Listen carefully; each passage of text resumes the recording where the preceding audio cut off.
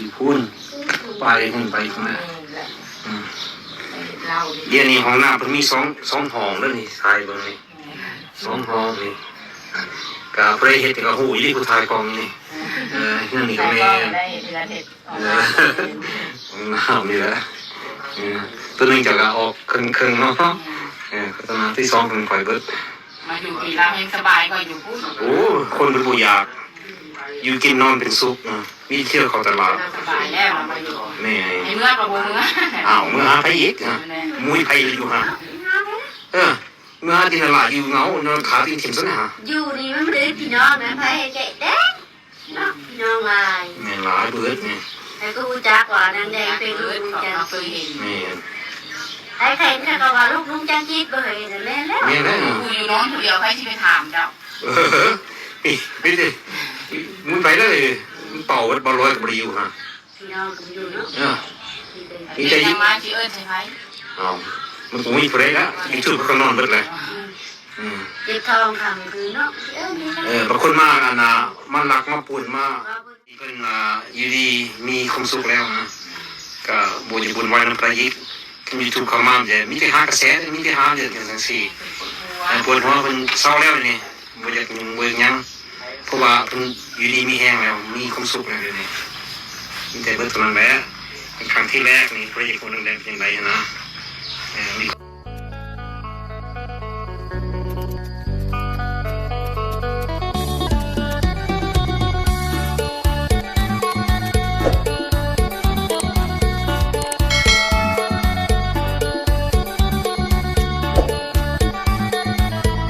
พี่น้องตื่นนอนใหม่พอดีว่านอนเลื่อนไปเห็นคลิปหนึ่งของทางอาญาเพิ่นพี่น้องดีใจน้ำเพิ่นก็คืออาญาเพิ่นเพิ่นจะแจ้ง FC เพิ่นให้ชาวโลกได้ฮู้ว่านางแดงนะตอนนี้สุขสบายดีแล้วพี่น้องอยู่แบบสุขกายสบายใจทางเฮาผู้เคยเห็นนางแดงที่เคยทุกทนทรมานผ่านมาเขาก็ดีใจน้ำเมื่อนางแดงได้เป็นพังเป็นพาสักทีพี่น้องเลยเนาะเพราะว่าคลิปที่อันนั้นคลิปที่ทางเพิ่นถ่ายลงเพิ่นก็ว่าแจ้งFCว่าFCนางแดงบ่ให้เป็นห่วงนางแดงนะความหมายเนาะตอนนี้น้องแดงเป็นแบบว่าสบายใจมีเงินมีทองใช้แล้วบ่ต้องยุ่งยากวุ่นวายกับไผอีกก็ดีแล้วพี่น้องเลย YouTube ก็บ่ได้เข้าไปวุ่นวายกับเพิ่นแล้วบาดนี้พี่น้องแบบว่าเพิ่นก็อยู่แบบสุขกายสบายใจนะพี่น้องเนาะอันนี้ก็ได้ดีใจนํก่อนอื่นก็สบายดีเด้อสบายดีตอนเช้าพี่น้องเลย FC เบิดสุขุสู่คนสุหมองสู่บอนฮัลโหลพี่น้องเอ้ยพี่น้องฝั่งลาวฝั่งไทยและก็อยู่ต่างประเทศน้ำพี่น้องดีใจพี่น้องเลยจากใจจริงกับอันนี้ก็ขออนุญาตคลิปของไอ้ญาเพิ่นมาแจ้ง FC เพื่อ FC ผู้ที่เพิ่นเป็นห่วงเป็นใยนางแดงกับให้เพิ่นได้รับรู้ว่านางแดงนะสบายดีแล้วพี่น้องเลยเนาะไปพี่น้องไปเบิ่งไปชมคลิปนี้เลยพี่น้องเลยว่าบ้านน้องแดงสิเป็นจังไดร่ำรวยละบ่หรือว่าจังไดเพิ่นมีห้องน้ำมีเฮือนมีที่ดินตอนนี้พี่น้องเลยโอ้หลายอันหลายอย่างคลิปที่เพิ่นถ่ายนี่ก็ต้องเบิ่งน้ำกันพี่น้องเลยว่าเป็นจังไดเฮาก็ดีใจนำพี่น้องเลยไปเบิ่งไปชมน้ำกันเลยนอนตักนแดงนี่นอนอยู่นางแดงนะตักเด็กก็นอนตักบ้านโคกแน่กับบ้านน้องยังอันนี้โคตรแน่แมนมันเกิดน้องแดงเกิดแท้เพิ่นบ่ได้เกิดอยู่น้องยังน้องบ่ได้เกิดอยู่นี้มันเกิดพอเพิ่นแท้อยู่ตะกี้ก็อยู่นี่เลยเนาะอยู่บนที่อยู่ขึ้นบ่ขึ้นเนาะเราไปแถวนะพ่อเราหน้าพอเวิร์ดแต่จังใหญ่ไปน้องยังเพิ่นว่าบางคนว่า YouTube ว่าอันนุ่นยันเป็นมนนางแดงเกิดโบเมนมอนอยู่เป็นมองตะปิดตะบอมันคือแบบนางแดงอยู่พุ่นว่าเพิ่นใหญ่อยู่พุ่นห เพิ่นเกิดอยู่พี่ เกิดอยู่พี่ไปใหญ่อยู่พุ่น เป็นไงอยู่พุ่นแล้วเพิ่นคือเพชรบานางแดงผมอันน่ะดินแดงมาเกิดอยู่พุ่นโมเมนเพิ่นเป็นไงอยู่พุ่นแท้ๆเมนตะบิดครั้งที่แรก กลับมาหาก ลับไปกลับมา เป็นเราได้7-8 ปีเลยมาอยู่กันเลยบ้าน เรื่องที่บ้านทางกันน้อยเนาะ เราจะได้มี กันน้อยแล้วมาอยู่ในบ้าน เป็นประมาณ ก็มาโดยเจไว้นำค่อยสิลงมีแต่สอนเนาะบางคนว่าอยากให้นางแดงไปอยู่ผู้เดียวก็อยากให้เขาเจ้าไปอยู่คือนางแดงผู้เดียวเด้ อยู่ผู้เดียวก็อยู่บ่ได้เลยนะเรา ขนาดเขายังอยู่บ่ได้ ไปเฮ็ดหยังกิน ไปนั่งกินที่ไปพังไปพี่น้องกับผม แม่นขนาดเขาอยู่ผู้เดียวค่อย อันนี้สมมติว่าหาอยู่นี่ฮะมีพี่น้องเจ็บเป็นกับพี่น้องเบิ่ง แม่น เบิ่งเนาะ ให้สิเบิ่งเนาะเธอก็อยู่ไกลอยู่ แต่ขนาดพ่อเป็นกับมีแต่คอยเบิ่ง แม่น ถ้าพี่น้องอยู่พี่ไป บ่ได้ซ้อมมากก็เป็นโศกนั่นน่ะโศกเศร้าคนโศกเศร้าบ่มีผู้ใดเห็นเป็นบ้ามาอยู่นี่เบิดคนนี่มาเลยนี่ พี่น้องมาเต็ม คือเต็มอยู่นี่นี่เด้ เป็นน้อง เงินร้านนี่บ่ขาดคน24ชั่วโมงเลยนะคนคำบ่ แต่ น ไป อนจั จะ ง มาได้ยินว่าเสร็จแล้วมีแต่พี่น้อง มีแต่พี่น้องนะ เขามาดินมายังมั้ง แต่หามา ไม่ ไม่ ใช่ไปเอิ้นใช่เจ้า แม่น มาอยู่พี่มันบ่แม่นบ้านนอก ว่ามาบ่อยู่นำผู้นั้นมันผู้นั้นเป็นพี่น้องสายเลือดแท้ สายเลือดทางแดงอยู่พี่ แท้แม่นอืม อยู่พุ่นน่ะแม่จอนบ่แม่นสายเลือดน่ะเป็นแม่นุ่ม แม่ พอเสียน่ะเป็นผู้อื่นน่ะ เป็นผู้อื่นเบิดเด้เบิดสิทธิ์แล้ว บ่แม่นพี่น้องนี่ เป็นพี่น้อง พี่นั่นพี่น้องเพิ่นสายเลือดเพิ่นบ้านเกิดพอ เกิด บ้า พ่ น อ เกิดน้องแดงก็เกิดอยู่ที่ แม่น นี่ คำที่แล้ว อันนี้ก็ดินพ่อแล้วแบบนี้ นี่เนาะดินพอเนาะที่เพิ่นอยู่พุ่นเนาะอยู่พุ่น แม่ เด้ แม่อยู่พุ่น เพิ่นแท้ๆตะบิด แม่ เพิ่นเกิดที่พุ่นเพิ่นบ่ได้เกิดอยู่นนย่างเนาะ บ่ เพิ่นเกิดอยู่โคกแรง ก็คอยชื่อแล้วก็สิเห็นเล่าหันพุ่นค่ะ อยู่พุ่นเลยเนาะ แม่ อยู่พุ่นไปขึ้นไปข้างหน้าอืม เล่า เดี๋ยวนี้ห้องน้ำเพิ่นมีสองห้องเด้อนี่ทายเบิ่งนี่2ห้องนี่ก็บ่ได้เฮ็ดก็ฮู้อีหลีผู้ทายกองนี่เรื่องนี้ก็แม่ ได้เดือนเห็ด ห้องน้ำนี่แหละตัวหนึงจะก็ออกครึ่งๆเนาะก็ตอนนั้นที่2เพิ่นค่อยเบิด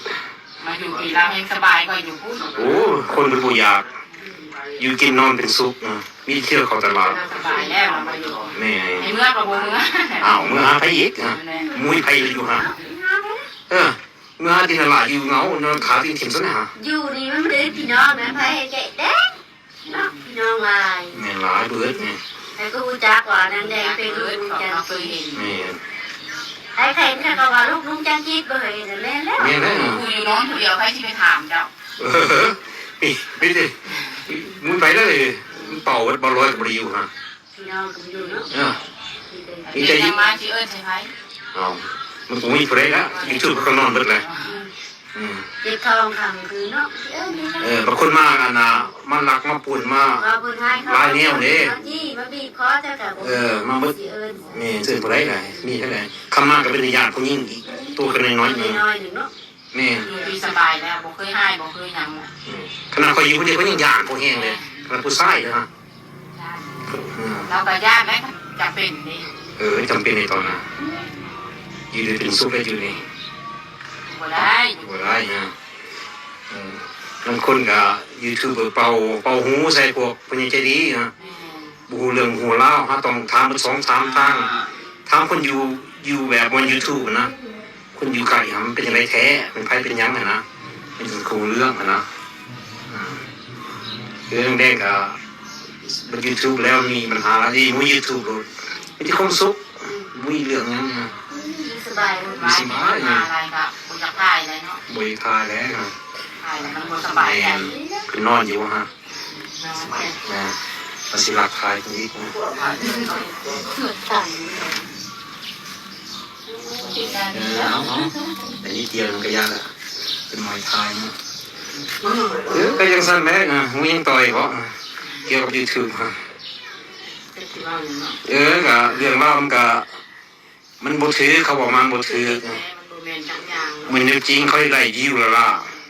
หาเรื่องหากระแส ผู้อื่นเลี้ยงเบิ่งมาแต่พ่อเราคุณปีของพ่อเราก็อยู่น้อย อันพวกจะพุ่นอันนั้นเรานอนอยู่หน้าเมนอันนะลูกน้องลูกอ้ายเนาะ นี่น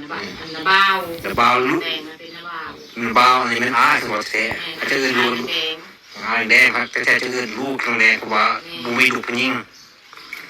เลือดเท่ๆนี่นะ แม่น ลูกสาวล่ะ ซ้ แต่พอน้องแดงก็ยังอยู่น้ำมันแต่น้อยๆพุ่นมีญาน้ำเอื้อยนะน้ำมีญาคอยอยู่ ำแม่น แต่ละบวช โอ้ประปวดเนาะเลี้ยงคอยเบิ่งแต่คอยชงคอยนาราติกี้นั่นเช้ากว่าปีแหละเลี้ยงเรามา อันไผอัน คอยเลี้ยงพ่อน้องแดงนี่ตะกี้เลยนะ พอจิตเด้ เราบ่มีข้าวน้ำกินแล้วพี่ได้มาเอาน้ำคอย กระเจ้าเลยนี่ดียังเกลือคนอยู่ ยังเลี้ยงยัง ยิ่งเลี้ยงร้ายคนยิ่งไปมานี่ แล้วอึดข้าวอยากปลาแล้วยังมาเอา แม่น แล้วได้กับแม่จอนี่แล้วยังมาเอาข้าวน้ำคอยมากินได้ โอ้ดีมันตัวนี้เนาะ ยังได้กันแล้วค่อยนี่แต่งให้แม่จอน ตอนคอเราก็มาเอาตอนแดงเราก็มาเอาแต่ยูทูบเราอ่ะแต่น้องแดงก็ดังตะกี้คือพวกเข้ามา แม่ ก็เลยเข้าแล้วผมมีผู้ถ่ายเลย อ ตะกี้นะคนบุ้งยักษ์ แม่บุญเจ้า YouTube เนาะ แม่ก็แต่ทุกคนเรียกมาแต่โดนแล้ว ก่อนไปอยู่สิ แม่แต่นั่งแต่ไปหา แต่เราไปนู่นยังเนาะ แม่แต่เราก็ท่านได้ไปกันทุกคนนี่เรียกส่งตะกี้กันเมื่อคุณกับพี่แต่ผมมีพริกกินผมมียังกินเราก็มา โอ้ แต่ลาพันลาบูมากอ่ะทุกคนไม่ส่งให้ แม่น เบิ่งมาตลอดนั่นน้ำเบาล้าวก็มี เราก็เพิ่นบ่ แม่น้าถ่ายก่อยว่าเบิ่งเลี้ยงของแดงมันจะปี โอ้ ก่อยว่านี่ อืม เราถ่ายตอนนั้นดิ แม่น เขาว่าอันแต่น้องแดงก็ดังก็ที่คือโผล่มานะ น้องแดงดังมันที่ได้ดีเราสัตว์โผล่มาเขา ไผบ่คุณ YouTube บ่ แม่ยูทูบเอา โอ้ยเลยเนาะ มาในน้องของติอันบนนี้ผู้ถ่ายไปเบิ่งมาแต่หลายปีแล้วบ่เคยออกนะ แม่น เดี๋ยวเขาหาเขามาเห็น แต่ว่าเขา ได้ดีมาก อืม ได้เบิ่งได้ช่อยกันมาตลอดหลายปีเลย แม่น แต่ประธานมีน้องแดงคุณ โอ้ นะอันเกิดแต่แม่เราเกิดน้องแดงนั่นน้องของน้องแดงนี่เป็นผู้ชายเรารู้นะแต่แม่คอยดีเบิ่ง แม่ แม่ก็พังไม่ทันค่ะไอ้พวกอันกอกระแดงอันนี้ โอ้ เรารู้ มึงเกิดเจ้าแม่นผู้เบิ่งติ แม่ เฉพาะจะอื่นจะลูกเนาะเบิ่งลูกเนาะเอื้อยอยู่พี่นางอยู่หัก เบิ่งกัน สมาลูกอะไรเนาะ แม่คอยเบิ่งเรามาแต่น้อยพูดเบิ่งพ่อเราเบิ่งนั่นแล้ว แต่น้อยแต่ก่อนหมู่เบิดแต่นอนยัน แม่ที่บ้านเขาแรงหอดต้นยาง ยัง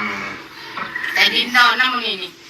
เราขายเงินขายเมื่อบ้าน ทัวเบิดนั่นนี่เนาะ แม่เราขายหลายบ่อนแล้ว เราไปอยู่คนเพราะว่ายินว่าอันเมียเราบ่อยู่นี่ แม่ดู ตามคุณว่า ขายแล้วผมมีคนได้บัดนี้คอยซื้อเอาดินตัวนี้มือซื้ออยู่พุ่นคอยนำมือซื้อให้ได้ดินอยู่เดียวชุมนุมดินพอน้องแดง น้องไปซื้อ แม่ขายตัวนี้ขายมือซื้อให้เรา รถไถคือกันรถไถนะขายตัวนั้นนะมือซื้อ เดี๋ยวนี้ดินนางแดงนี่เป็นนางแดงที่อยู่ เป็นดินพ่อเราแหละ เป็นพ่อแล้ว ของน้องแดงคือเก่า น้องแดงแต่ดินอยู่นี่มีที่ดินมันอยู่นี่ มี ตัวเขาเบิ่งมันเท่านั้นเอานี่มัน อยู่ซื้อใหม่ ดินสมัย3,000 ดอลเนาะ แม่ เอาไปกระบวนแย่ได้มองสองให้บ่ มัน40 กว่าเมตร 40 กว่าเมตร40 คูณ40 อยากให้เป็นซื้อเลยอยู่บ่ได้ก็เลยมากันไหนแล้วมีหน้าเพิ่นนี่จักไรอยู่นี่อยู่ ประมาณ3 ไร่ 3ไรบ่ 4 ไร่ สิไรใหญ่เต็มไรใหญ่เต็มเนาะ แม่ไร่ วันนี้ก็มีปัญหากับเรื่องตัวหน้าเพราะนั่นเองมันอื่นนี้มีเก่าไรเพิ่น แม่ เขา2เหลือ7โอ้ หักเข้าสีแบบยังสีต่อสู้อยู่บ่เห็นไหมสบายกันมาอยู่ ได้แจ้งประมาณนั้น ยังมียังรอถ่ายเนาะเอาที่เบิร์ดเท่านั้นแหละแดงยีดีเพิ่นอยู่ดีมีความสุขแล้วนะก็บุญบุญไว้น้ำประยิกมีทุกข้ามาจะมีแต่หากระแสมีแต่หาเดือดกันทั้งสี่ปวดหัวเพิ่นเศร้าแล้วนี่บ่อยากยังเพราะว่าเพิ่นอยู่ดีมีแห้งแล้วมีความสุขแล้วเดี๋ยวนี้มีแต่เบิดเท่านั้นแหละครั้งที่แรกนี่พระเอกคนแดงเป็นยังไงนะมีคนรักษาอยู่เป็นจุดเนาะบ๊ายบาย อ้าวพี่น้องเลยเนาะเป็นแนวใดได้เบิ่งแล้วก็รู้สึกว่านางแดงนี่สงบแบบว่าสบายใจ ก็มีกินมีไส้บ่ทุกข์ทรมานที่เคยผ่านมาล่ะน้องแดงทุกข์ใจห้องให้ตลอดย้อนเรื่องยุ่งวุ่นวายหลายอันหลายแนวพี่น้องเอ้ยบ่วัดก็เห็นคลิปนี้เบิ่งแล้วก็มันสบายหูสบายตาเป็นใจจังหวะนั้นเพราะว่าจากผู้ที่เคยทุกข์ใจทุกข์ยากแล้วพัดมาใช้ชีวิตแบบสบายได้สามีที่ร่ำรวยพี่น้องเอ้ยก็ดีใจอีหลีพี่น้องก็ขอให้นางแดงสุขกายสบายใจแบบนี้ตลอดไปเด้อเนาะพี่น้องขอให้นางแดงอยู่ดีมีแห้งและก็ FC ผู้ที่เขาเบิ่งเขาชมก็ขอให้ทุกท่านอยู่ดีมีแห้งคือกันพี่น้องเอ้ยสุขกายสบายใจคลิปนี้ก็บ่ได้ถ่ายยืดยาวดอกพี่น้องเอ้ยจะขอจบคลิปลงซ้ำนี่แหละเนาะสำหรับคลิปนี้บ่าววัดเองก็สิได้ขอจบคลิปลงแล้วพี่น้องเอ้ยขอกล่าวคำว่าสำบายดีพี่น้องคลิปหน้าพบพ่อกันใหม่เนาะผิดพลาดประการใดก็กราบขอโทษขออภัยจากใจเด้อพี่น้องบ๊ายบายเบิ่งคลิปเบิ่งโฆษณาให้แน่พี่น้องเอ้ยเนาะ